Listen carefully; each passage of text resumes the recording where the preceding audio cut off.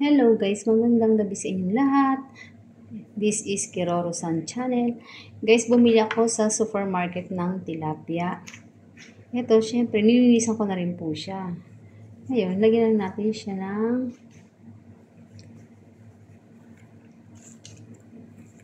asin. Ulam ko na po ito ngayon, tsaka pangbukas. Ayan. Para isang tipid na luto. Nagpainit na rin po ako guys ng mantika. Mahirap pang walang isa lang ang tagahawak.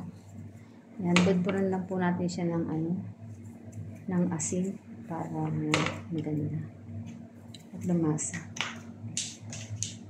Naiinit ko lang po guys ang aking mantika. Painitin lang po natin yung mantika para hindi tumikit yung isla.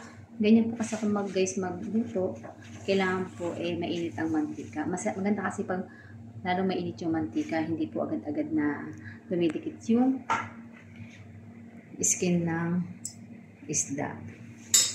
Ayan. Ito lang po tayo ng isda para madalian. Mainit na po guys yung mantika natin. Lagyan na natin sa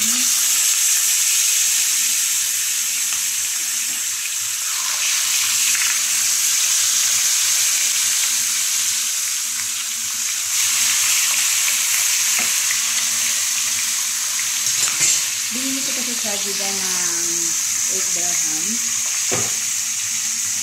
Ay, sorry. Nanananisip ako. Kaya nga minsan din, natatakot akong mag-prito kasi ang mantika, nanananisip. 8 dirham siya, 6 na piraso. Piprito ko siya muna guys, para bukas, isasarap-sarap ko siya. Gusto ko po kasi ang sarap-sarap para masarap siya pag kumakain. Tapos may soft drinks pa, diba? Hindi wow. Bongga. Ayan, hintayin lang po natin siyang mag-iba yung kulay, mag-brown, para mailuto na po natin sa lahat.